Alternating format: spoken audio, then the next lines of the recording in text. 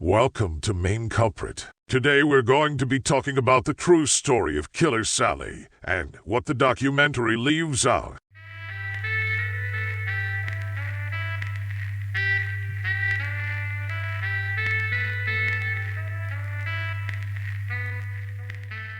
The Netflix documentary Killer Sally described the life and crimes of former amateur bodybuilder Sally McNeil, but it didn't go into every detail. The events surrounding the 1995 murder of Mr. Olympia contestant Ray McNeil were covered in Killer Sally, a new true crime documentary from Netflix, although some information was left out. The subject of the documentary is Sally McNeil, a former amateur wrestler who was Ray's wife and the murderer. Through interviews, Sally McNeil tells her story detailing much of her early years, her marriage to Ray, the night of the murder, the investigation that followed, and the trial. Sally emphasizes that she is only human and that her recollection is imperfect, despite the fact that her narrative of the events is thorough. It's difficult to distinguish between reality and fiction because viewers are only given her account. The fact that Sally relates her own tale, and more importantly, once it told, sets Killer Sally apart from many other Netflix true crime documentaries.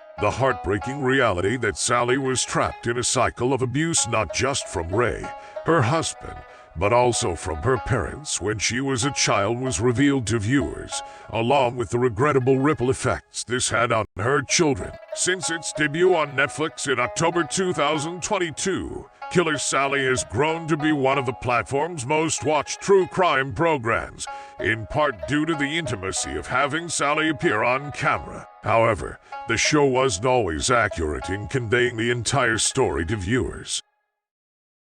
Please leave a like, subscribe, and turn on post notifications. 1. Why did Sally McNeil really kill her husband? In her Killer Sally interview, Sally McNeil stated that Ray had spent the majority of the evening apart from her, that Valentine's Day 1995. Sally got ready to go to the neighborhood bar and search for him out of concern for his whereabouts and fear that he had been spending the evening with one of his other lovers. Ray arrived home as she was getting ready, and the two argued over where he had been.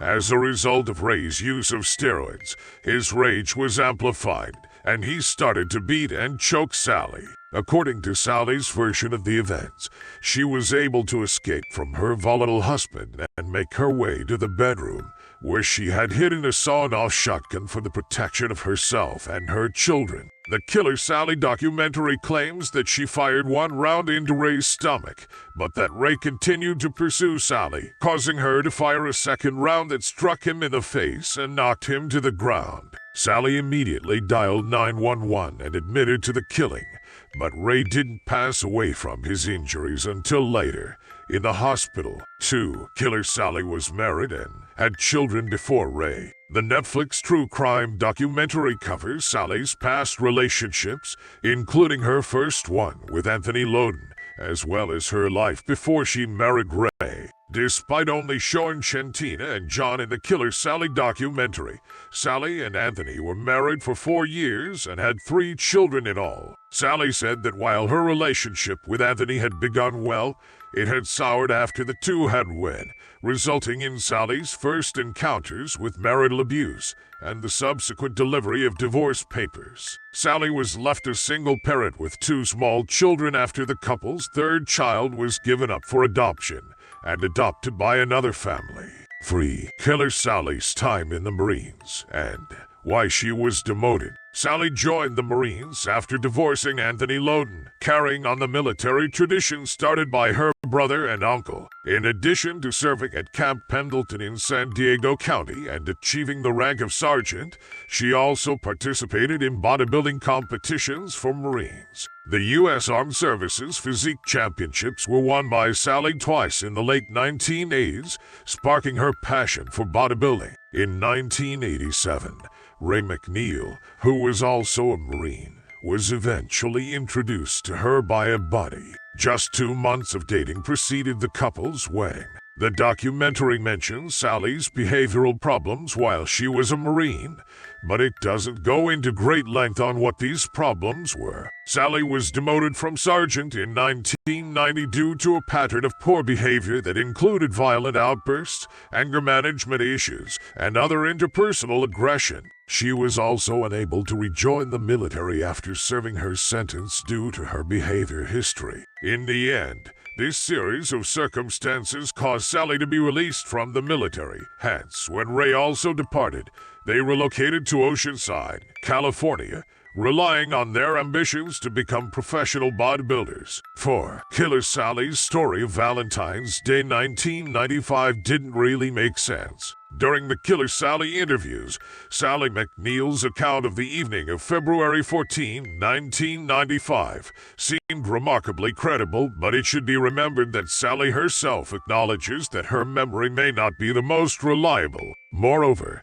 the account represents only one side of the story. The validity of Sally's account was called into question during her trial as a result of evidence that was presented, as seen in the new Netflix documentary. This evidence included her body language during the initial police interview, the trajectory of the bullets that struck Ray, one of which had to have been fired while he was on the floor, and the blood splatter on their living room lamp. The DNA testing was one piece of evidence that Killer Sally left out, and it's generally where a solid true crime documentary turns. Sally McNeil's claims that she was severely assaulted and choked in the moments before she shot Ray were refuted by the fact that no trace of her DNA was discovered on Ray's body. There is no doubt that Sally and her children were abused by Ray. However, it's odd that no DNA from Sally was discovered because she claimed to have been battered on that particular occasion. 5. Why Sally McNeil's conviction was overturned, then reinstated. Sally claimed self-defense throughout the trial, but she was found guilty of second-degree murder in 1996 and given a sentence of 19 years to life in prison, indicating that the jury believed she intended to kill Ray but did so impulsively and under duress. Sally repeatedly requested parole throughout her time behind bars for a variety of reasons, including erroneous jury instructions. The U.S. Ninth Circuit Court of Appeals overturned her conviction, but the state of California appealed this to the U.S. Supreme Court, which overturned the ruling and reinstated her conviction in 2004. After 25 years at the Central California Women's Facility in Chowchilla, California, Sally McNeil was eventually granted parole in May 2020.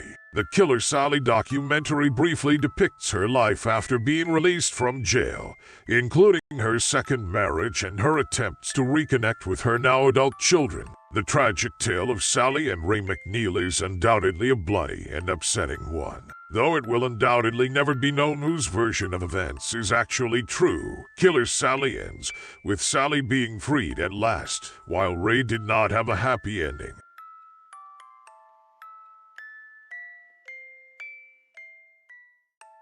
Thank you for watching. Please make sure to like, subscribe, and turn on post notifications. Please make sure to check out our last video, The Most Notorious Criminals of HMP Wakefield. Also make sure to leave your thoughts in the comments. See you in the next video.